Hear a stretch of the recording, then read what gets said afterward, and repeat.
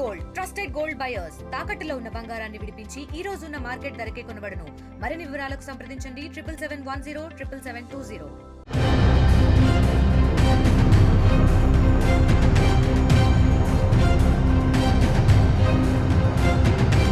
ప్రియుడి మోజులో పడి అత్యంత క్రూరంగా ముగ్గురు కన్న బిడ్డల్ని తల్లి చంపేసినటువంటి ఘటన రాష్ట్ర వ్యాప్తంగా సంచలనం సృష్టించింది. తనకు ఎవరైతే 10th క్లాస్కి సంబంధించినటువంటి వ్యక్తి పరిచయం అయిన తర్వాత తనకు అడ్డుగా ఉన్నటువంటి పిల్లలను భర్తను అడ్డు తొలగించుకోవాలనేటటువంటి నెపంతో పిల్లల్ని చంపేసింది ఓ కన్న తల్లి.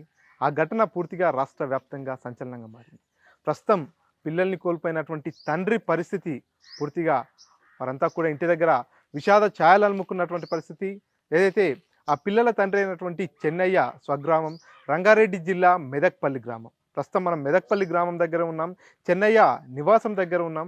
చూడవచ్చు చెన్నయ్య అంతా కూడా కొంత నిరుపేద కుటుంబానికి చెందినటువంటి చెన్నయ్య పూర్తిగా తన కుటుంబాన్ని పోషించాలనేటటువంటి ఉద్దేశంతో అమీర్పూర్లో స్థిరపడడం జరిగింది. పిల్లలందరినీ కూడా మంచి విద్యను అభ్యసిస్తూ భార్యను కూడా కంటికి రెప్పలా కాపాడుకుంటూ వస్తున్నటువంటి పరిస్థితి. హైదరాబాద్లో కూడా తన పేరిట భార్య పేరిట కూడా ఒక ఫ్లాట్ని కూడా రిజిస్ట్రేషన్ చేసినటువంటి పరిస్థితి.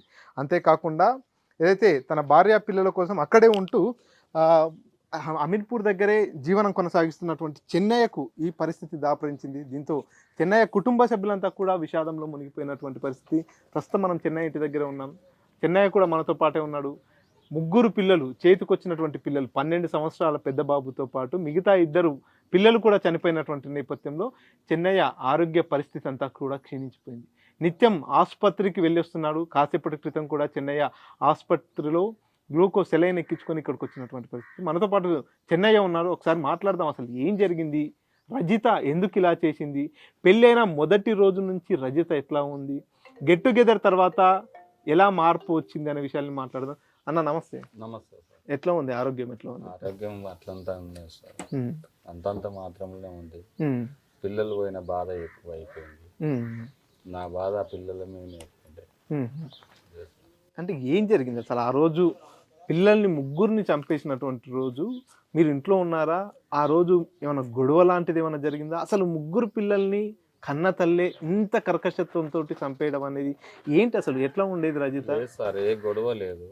నేను రోజువారి పని పోయినట్టు పోయాను. పోయి వచ్చిన నైట్ 9 గంటలకు వచ్చాను. అన్నం తిన్నాము. అన్నం తిని చందనార్ ఒక ట్రిప్ ఉన్నది. ఆ ట్రిప్ 10 గంటలకు రోడ్డుపై బయలుదేరాను.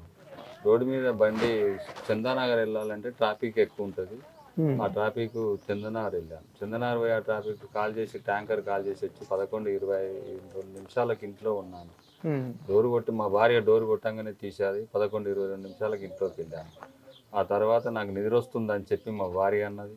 సరేలే నేను వండుకుంటా, నీవు వండుకో అని పండుకున్నాను. ఆ 2:30 ప్రాంతంలో మా భార్య గొంతుబాయ్ అని తల కొట్టుకుంటున్నది. ఆమె గొంతు పోయిందని కొట్టుకుంటున్నది. ఆ గొంతు పోయిందని కొట్టుకుంటే ఆ పక్క వాళ్ళని పిలిస్తే ఎవరు రాలేదు. రాకపోతే నా పెద్ద అబ్బాయిని పోయి లేపాను. మా పెద్ద అబ్బాయి అప్పటి వరకే చనిపోయి ఉన్నాడు. నా చిన్న అబ్బాయిని పోయి పట్టుకుంటే ఆయన కూడా చనిపోయే ఉన్నాడు. అమ్మాయిని పట్టుకున్నా, అమ్మాయి కూడా చనిపోయి ఉన్నది సార్. ఆ బాధలు ఏం చెయ్యలేక నేను పక్క వాళ్ళకు మళ్ళీ డోర్ కొట్టాను. మళ్ళీ డోర్ కొడితే ఒక అబ్బాయి బయటకు వచ్చింది సార్. ఆ అబ్బాయి బయటకు వచ్చి ఏమైంది అంకుల్ అంటే, బాబు మా బాబులు మా పిల్లలు అందరు చనిపోయారు, మా భార్య ఒక్కతే చావు బతుకులు ఉంది, బతికియండి అని అంటే ఆ అబ్బాయి ఆ ఇంటి ఓనర్ను పిలుచుకొచ్చి కారు తీసుకొచ్చి కారులో వేసుకొని వెళ్ళాను. మా భార్యను తీసుకెళ్ళాను. అక్కడ హాస్పిటల్లో అడ్మిట్ చేశాను. 15 నిమిషాల వరకే మా భార్య నాతో మాట్లాడింది. మాట్లాడితే ఏం తిన్నావు రజిత అని అడిగాను. అడిగితే నేను పెరుగన్నమే తిన్నా, పిల్లలకి ఏం పెట్టినామని అడిగితే పిల్లలకు కూడా పెరుగన్నమే పెట్టినా అన్నది. మా పిల్లలు ఎప్పటికో చనిపోయి ఉన్నారు సార్, నాకైతే న్యాయం చేయండి.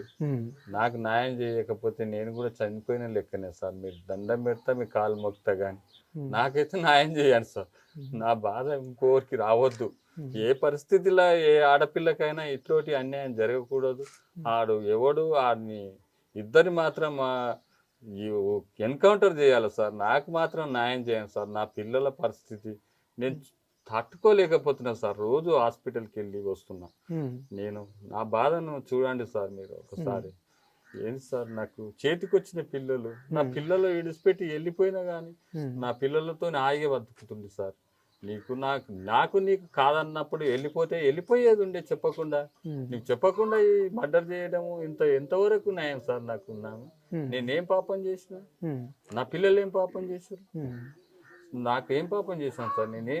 ఆమెకు ఆస్తి చేసిన ఏం తక్కువ చేసిన సార్? ఇంటికాడ ఉండి తిన్నంటే ప్రైమరీ స్కూల్కి పోయి ఈ పని చేసింది సార్ ఆమె. అంటే నువ్వు చందానగర్లో వాటర్ వేసి రావడానికి వెళ్ళినటువంటి సందర్భంలోనే ఇదంతా చేసిందా?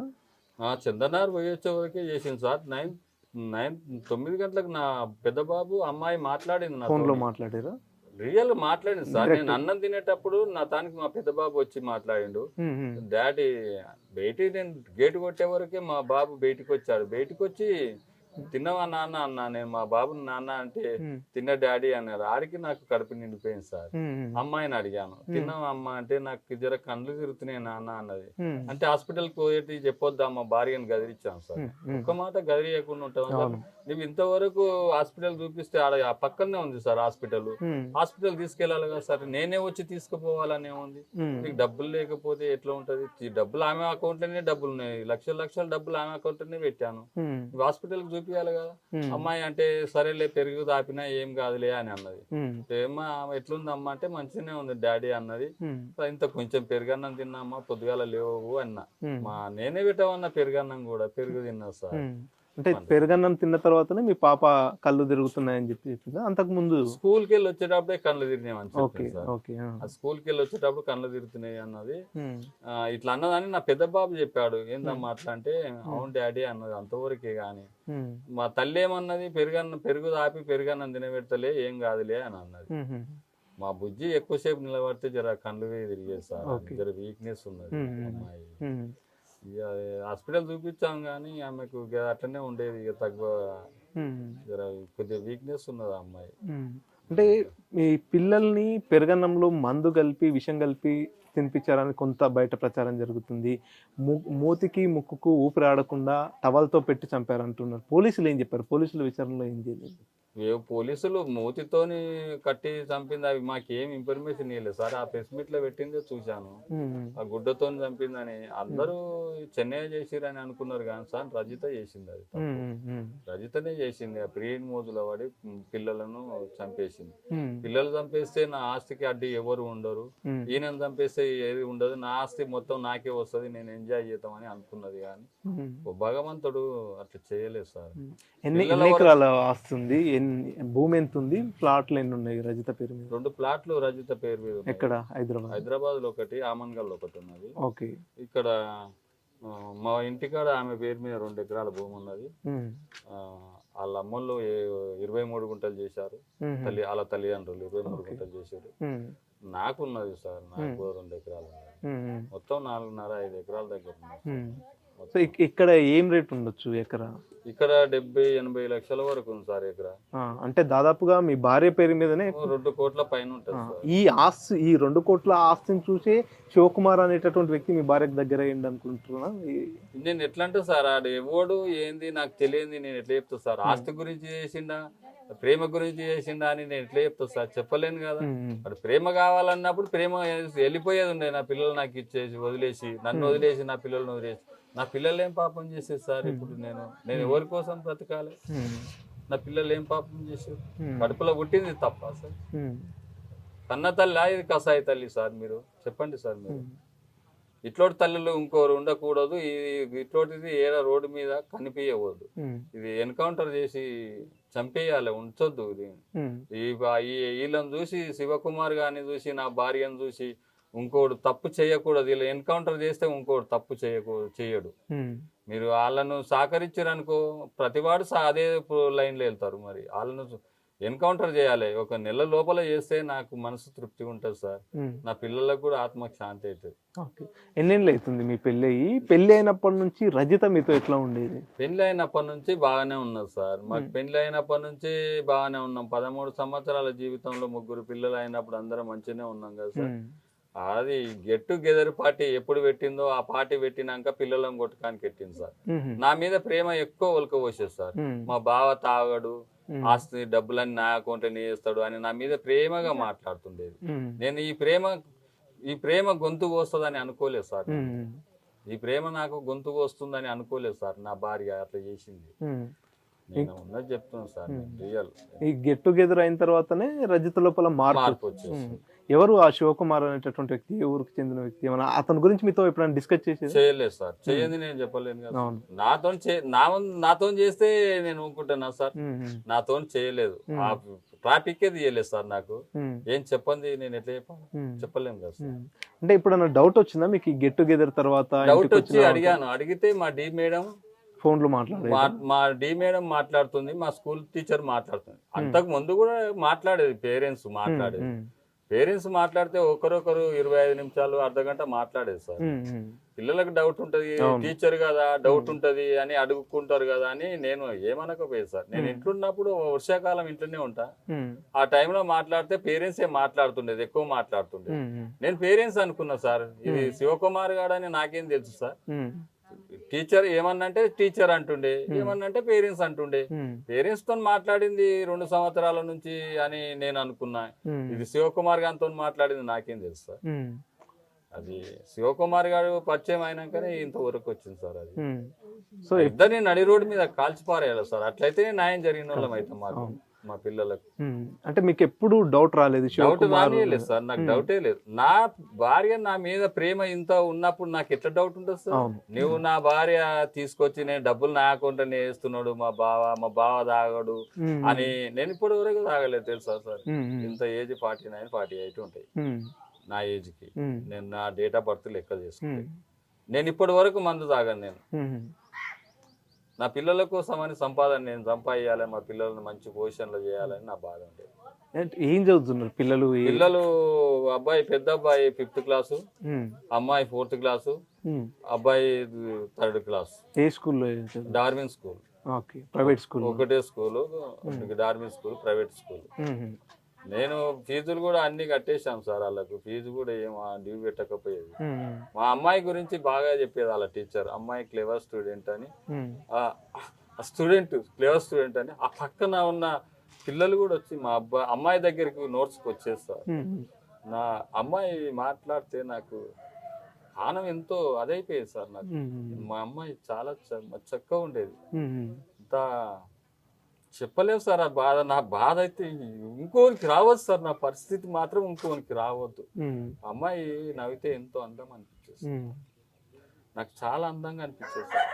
అమ్మాయి నాకు ఆడపిల్ల అంటే, మా మగపిల్లల కంటే ఆడపిల్లను ఆ అన్న చెల్లెలు అన్న కొడుతుండాడు అంటే ఏ ఆడపిల్ల దగ్గర ఓకని చెప్పేటోని నేను. కానీ నాకు ఇంత పరిస్థితి చేస్తానని రజిత అని అనుకోలేదు సార్. 5వ తరగతి చదువుతున్నప్పుడే మీ పిల్లలకు చదువుకునేందుకు ల్యాప్టాప్ ని కూడా కొనిచ్చినట్టు. అంటే ఎట్లా పిల్లల్ని భవిష్యత్తులో ఏ రకంగా ఏ హోదాలో చూద్దాం అనుకున్నారు? మా పెద్ద అబ్బాయి నోరు తెలిస్తే మ్యాథ్స్ బాగా చేసేది సార్. నేనైతే ఇంజనీర్ అయితే డాడీ అని మా పెద్ద అబ్బాయి అంటుండే. మా అమ్మాయి అనేది నేను డాక్టర్ అయితే డాడీ అంటుండే. మా చిన్న అబ్బాయి నేను పోలీసుని అయితే డాడీ అనేది. పోలీసుని అయితే నేను ఒక క్యాబ్ తెచ్చి పెట్టుకున్నా సార్. ఒక క్యాబ్ తెచ్చి పెట్టుకుంటే ఒకటి ఇంట్లో ఒక కట్టె పట్టుకొని క్యాబ్ పెట్టుకొని నేను పోలీసు అని అంటుండేది మా చిన్న అబ్బాయి. ఆశలకు నీరు పోసింది సార్ నా భార్య. నాకు మిగిలిచ్చింది గొంతు కోత అంతే సార్. లేదు సార్ నా తాను ఎక్కువ చెప్పడానికి కూడా ఉన్నది చెప్తాను. అంటే పెళ్లి తర్వాత ఎప్పుడైనా మిమ్మల్ని పెళ్లి చేసుకున్న ఈ 13 ఏళ్లలో శివకుమార్ పరిచయానికి ముందు ఎప్పుడైనా గొడవలు పెట్టుకోవడం కానీ ఇంకొక రకంగా కొంచెం మీకు అనుమానం వచ్చేటట్టు ఏదన్నా అనిపించిందా? లేదు సార్, లేదని చెప్పాలి. మంచిగానే ఉన్నాం. ఒకసారి ఆ గోడ పెట్టుకున్నప్పుడు వాళ్ళ అమ్మలో దానికి ఒక దెబ్బ కొడితే పోయింది వచ్చింది మాట్లాడినా, సరే తప్పు నాదే అయింది, జరిగిపోయింది అని చెప్పి నేను తప్పు ఒప్పుకొని పోయినా. నీ బిడ్డని ఒక్క రోజు కూడా ఒక దెబ్బ కొట్టిన కొట్టలేదు సార్, ప్రమాణం సాక్షి చెప్తున్నాను. నేను ఒక్క రోజు కూడా కొట్టలేదు. ఒకసారి కొట్టినా బ్లడ్ వచ్చింది కన్ను కాడ, ముక్కులకి బ్లడ్ వచ్చింది. వాళ్ళకి ఫోటో పెట్టి అందరితో తిట్టిపించింది. వీళ్ళతో తిట్లు పడేది ఎందుకు అనుకుని నేను ఒక్కనాడు కూడా ఇట్లా ముట్టుకోలేదు సార్. నేను నాకు డౌట్ ఉంటుండే, స్కూల్ టీచర్ కదా అని నేను డౌట్ లేక ఆ డౌట్ లో అది పేరెంట్స్ మాట్లాడుతుందని చెప్పేది అంతవరకే. గానీ నాకు డౌట్ రానియకుండా చేసింది సార్. నా ముందర మాట్లాడకపోయేది. అంటే రజిత ప్రైవేట్ టీచర్గా పనిచేయడం మీ ఇంట్రెస్టా లేకపోతే ఆమెకి ఇంట్రెస్టా? చేదోడు వాదోడుగా ఉంటుంది కాబట్టి నువ్వు కూడా పనిచేయని మీరేమన్నా చెప్పారా లేకపోతే తన ఇంట్రెస్ట్తోనే? సార్ నేను రోజుకు 4-5 వేలు సంపాదిస్తాను. ఓకే. నాకెందుకు సార్, నీవు ఉండి ఇంటికాడ ఉండి పిల్లల చక్కగా చూసుకో అని చెప్పాను. కానీ నేను ఖాళీగా ఇంట్లో ఉండలేకపోతున్నా. నేను పిల్లలకు నా స్టడీని బట్టి పిల్లల వరకు అన్న నాకు నాలెడ్జ్ అన్న పెరుగుతుందని పోయింది. ఇప్పుడు పిల్లలకు నాలెడ్జ్, పిల్లలకు చెప్తుంటే కొంచెం నాలెడ్జ్ పెరుగుతుంది కదా సార్. ఆ నాలెడ్జ్ అన్న పెరిగితే నా పిల్లలకు నాకు ఉపయోగపడుతుంది అని చెప్పింది సార్ నాతో. నా భార్య నాకు ఇట్లా చెప్పింది సార్. ఎన్నేళ్ళు అవుతుంది స్కూల్లో? 2 సంవత్సరాలు అయింది. 1 సంవత్సరం పూర్తి అయిపోయింది. ఈమె మళ్ళీ ఆగస్టులోనే పోయింది సార్ ఆమె స్కూల్ కి. అంతే, ఫస్ట్ జూన్ జూలై పోలేదు, 2 నెలలు నేను ఓన్ అన్నది. సరే వద్దులే అన్న. మళ్ళీ అలా స్కూల్ టీచర్ వెళ్ళిపోయిందని చెప్పి ఖాళీగా పోస్ట్ వస్తావా రజిత అని పిలిస్తే, ఆ నజ టీచర్ పిలిస్తే వెళ్ళింది. ఆ డి మేడం కూడా ఫోన్ చేస్తే ఖాళీగా రజిత రా అంటే పోయింది. ఆయన పోయి కూడా 4 నెలలు, 1 సంవత్సరంన్నర చేసినట్టు, అంతకంటే ఎక్కువ ఏం చేసింది లేదు. సో ఈ గెట్ టుగెదర్ అంతా అయిపోయిన తర్వాత శివకుమార్ అనేటటువంటి వ్యక్తిని మీరు ఎప్పుడన్నా చూసారా? చూడలేదు సార్. చూడలేదు ఈ రోజు వరకు. ఈ రోజు వరకు కాదు, ఇప్పుడు ఫోటోలు చూసిన వరకేనా, ప్రత్యక్షంగా ఎక్కడ కనిపించలేదు. సో మా ఇంటి చుట్టూ సీసీ కెమెరాలు ఉన్నాయి సార్. ఈ సైడ్ కి సీసీ కెమెరా, ఆ సైడ్ కి, ఆ పక్కన గలీలలో ఎవరు ఒక మాట కూడా చెప్పలేదు. మనం హుషారుగా ఉంటుంటే నాలెడ్జ్ మనకి ఎవరు చెప్పకపోయారు. అంటే పిల్లలతో పాటు మీ అడ్డు కూడా తొలగించుకునే ప్రయత్నం చేసిందని చర్చ జరుగుతుంది. నిజంగానే మిమ్మల్ని కూడా చేయొచ్చు సార్. నేను ఎట్లా నమ్మాలి సార్? నేను చేసిందని చెప్తలేను కదా, ఆమె వచ్చి చేసిందని చెప్తలేను. చూడండి చెప్పలేం కదా సార్, చూస్తేనే చెప్పాలి. చూడండి ఏం చెప్తాను, చూడలేదు సార్. నాకు నా వెనక రావచ్చు, ఎన్నో వెహికల్స్ పోతాయి. నా వెహికల్స్ నా వెనక ఎంతో మంది, నేను ఎవరు వెనక పోయేటోని, నా ముందు సూపు ఉంటుంది, వెనక సూపు అయితే లేకపోతే కదా సార్. ఇది జరిగిన తర్వాత పోలీస్ స్టేషన్ లో మీరు ఫిర్యాదు చేశారా? ఎవరు చేశారు? మా తమ్ముడు చేశారు సార్. ఏమన్నారు అప్పుడు పోలీసు వాళ్ళు? ఇప్పుడు ఇంట్లో 3 పిల్లలు చనిపోయినటువంటి దాన్ని చూసిన తర్వాత ఫస్ట్ ఎవరిని అనుమానించారు? ఫస్ట్ నన్నే అనుమానించారు. నిన్నే అనుమానించారు? మీరే చంపేసి ఉంటారు? నేనే చంపేసిన కూడా. పెరుగులో ఇసం ఇచ్చిండు, తండ్రి చంపేదని లెక్కలో మాట్లాడారు సార్. కాలనీ కూడా ఒక ఆయన జనార్దన్ రెడ్డి అనేట ఆయన కూడా అట్లే మాట్లాడాడు. నాకు వేరే అపార్ట్మెంట్ సార్ ఏఈ గారు ఉండే, ఆ ఏఈ గారు చెన్నై అట్లోట్ అంటూ కాదు, 15 ఏళ్ల క్రితం నుంచి నాకు తెలుసు. ఆయన టీచర్ గురించి నన్ను అడుగు, నేను చెప్తా అట్లోటోడు కాదని చెప్పేది ఏఈ గారు సార్. శంకర్ సార్ అని ఉండే ఏఈ గారు, ఆయన చెప్పేది. సో మీ మీదికి అనుమానం వచ్చేటట్టు మీ భార్యనే ఏమన్నా కలరింగ్ ఇచ్చేసింది. 15 నిమిషాల మందు తాగినోడు 15 నిమిషాల మాట్లాడతారా సార్? 2 రోజులు ఉంటారంట. మా అన్నని అడిగిన, నాకు తెలియదు విషయం. 1 రోజన్నా 2 రోజులన్నా అబ్జర్వేషన్ లో పెడితేనే వాళ్ళు అట్లుంటారంట. ఆమె 15 నిమిషాల్లోనే మాట్లాడింది. ఏం చేసినామని అడిగితే ఏం చేయలే, పెరుగన్న మీద తిన్నా అని చెప్పింది. ఆ తర్వాత కూడా మీతో మంచిగానే మాట్లాడింది, అసలు ఏం జరగనట్టు, తానేం చేయనట్టే మీతో మాట్లాడింది. అంతా నేను చేసినట్టే బయట వాళ్ళకు అట్లా నటించేసింది. అక్కడ పోలీసు వాళ్ళని తప్పుదారి పట్టించింది, నన్ను తప్పుదారి ఇచ్చింది, మీడియా వాళ్ళని కూడా తప్పుదారి పట్టించింది, అందరినీ తప్పుదారి పట్టించింది సార్. సో తాను చేసిన నేరాన్ని మీపై నెట్టేసి తాను ఎస్కేప్ అయిదామని ట్రై చేసింది. సో పోలీసుల ఇన్వెస్టిగేషన్ లో బయట. సో ఇప్పుడు ఏం డిమాండ్ చేస్తారు ప్రధానంగా? ఇప్పుడు మీరు చేతికి వచ్చినటువంటి 3 పిల్లల్ని కోల్పోయారు, మీరే చెప్తున్నారు. పెద్ద అబ్బాయి ఇంజనీరు, పాప డాక్టరు, ఇంకో అబ్బాయి పోలీసు కావాలని, వాళ్ళ ఆశలను పూర్తిగా మీరు నెరవేర్చాలనేటటువంటి లక్ష్యంతోనే ముందుకెళ్తున్న నేపథ్యంలో ఇంత గుండెకోత మిగిల్చారు శివకుమార్ కావచ్చు, మీ భార్య రజిత. వాళ్ళకి ఎటువంటి శిక్ష ఇస్తే బాగుంటుంది? లేదు సార్, ఈ నెల లోపల ఎన్కౌంటర్ చేస్తే ఇంకో ఆడపిల్ల తప్పు చేయదు. ఈ నెల లోపల ఇద్దరిని ఎన్కౌంటర్ చేస్తే ఇంకొకరు తప్పు చేయకుండా ఉంటారు సార్. అదే సార్ నా డిమాండ్, అదే సార్. నా పిల్లల ఆత్మశాంతికి కావాలంటే అదే డిమాండ్ సార్. వాళ్ళని ఎన్కౌంటర్ చేస్తేనే నాకు మనసు తృప్తి ఉంటుంది ఈ నెల లోపల. ఓకే. సో ఇది చెన్నయ్య ఆవేదన. తన పిల్లల్ని ఎంతో గారాభంగా పెంచుకున్నాడు, పిల్లలు ప్రయోజకులైతే చూడాలనుకున్నాడు, పిల్లల కళలను నెరవేర్చేందుకు తన స్తోమతకు తగ్గట్టు ప్రైవేట్ స్కూల్లో చదివించడంతో పాటు ఇప్పటికే ఒక ల్యాప్టాప్ని కూడా వారికి కొనించడం జరిగింది. వారి కళలను నెరవేర్చాలి, ఉన్నతమైనటువంటి స్థాయిలో వారందరూ కూడా సెటిల్ కావాలనేటటువంటి ఎన్నో కళల ప్రపంచాన్ని చెన్నయ్య నిర్మించుకోవడం జరిగింది. కానీ రజిత మాత్రము ప్రియుడి మోజులో పడి పూర్తిగా తనకు సంబంధించినటువంటి పిల్లల్ని, సొంత పిల్లల్ని అత్యంత క్రూరంగా చంపేసి అంతటితో ఆగకుండా ఈ నేరం తన పైకి రాకుండా తన భర్తపై ఈ నేరం అంతా వచ్చేటట్టుగా కూడా తను ఒక ప్రణాళికను సిద్ధం చేసుకుంది. కానీ పోలీసుల ఇన్వెస్టిగేషన్లో నిజాలు బట్టబయలయ్యాయి. సో ఇప్పుడు పోలీసుల ఆధీనంలో రజిత ప్రియుడు శివకుమార్ ఇద్దరు ఉన్నారు. వారిద్దరిని కూడా ఎన్కౌంటర్ చేయాలి. నా కన్న పిల్లల్ని ముగ్గురిని ఏ రకంగా అయితే చంపేసిందో రజిత, అదేవిధంగా ఆ ముగ్గురు పిల్లల్ని కూడా చంపేసినటువంటి రజితను, శివకుమార్ను నడి రోడ్డుపై ఎన్కౌంటర్ చేయాలి. అప్పుడే నాకు న్యాయం జరుగుతుంది, నా పిల్లల ఆత్మకు శాంతి చేకూరుతుందంటూ తండ్రి చెన్నయ్య ఆవేదన వ్యక్తం చేస్తున్నటువంటి పరిస్థితి. ఏ తల్లి కూడా చేయలేనటువంటి పని ఇది. తన పిల్లకు కంట్లో నలుసు పడిందంటేనే తల్లి కన్నీరు మున్నీరుగా విలపిస్తుంటుంది. కానీ ముగ్గురు పిల్లల్ని, పెద్ద బాబు 12 సంవత్సరాలు, 5వ తరగతి చదువుతున్నాడు. సో అంటే చేతికొచ్చినటువంటి కొడుకు, మిగతా పిల్లలు కూడా ఆ ముగ్గురు పిల్లల్ని అత్యంత క్రూరంగా ప్రియుడి మోజులో పడి తనకున్నటువంటి ఆస్తులన్నీ కూడా తనకే దక్కాలంటే అడ్డుగా ఉన్నటువంటి పిల్లల్ని, అవసరమైతే చెన్నైని కూడా అడ్డు తొలగించుకునే ప్రయత్నం చేసినట్టుగా కూడా తెలుస్తుంది. సో ఏదేమైనా కన్న బిడ్డల్ని ఇంత క్రూరంగా చంపేసినటువంటి రజిత, శివకుమార్ ఇద్దరిని కూడా ఉరి తీయాలనేటటువంటి డిమాండ్ పెద్ద ఎత్తున వినిపిస్తుంది. చెన్నయ్య కూడా అదే డిమాండ్ వ్యక్తపరుస్తున్నాడు. నెల రోజుల వ్యవధిలోనే ఆ ఇద్దరిని రోడ్డుపై ఎన్కౌంటర్ చేయాలి, అప్పుడే నాకు న్యాయం జరుగుతుందంటూ కూడా చెన్నయ్య సైతం డిమాండ్ చేస్తున్నటువంటి పరిస్థితి. సో పోలీసుల విచారణ అయితే కొనసాగుతుంది. మరి అటువంటి వారికి ఎలాంటి శిక్షలు వేస్తారనేది వేచి చూడాలి. కెమెరా పర్సన్ నర్సింగ్ రెడ్డితో మణికంఠ, RTV, మహబూబ్ నగర్.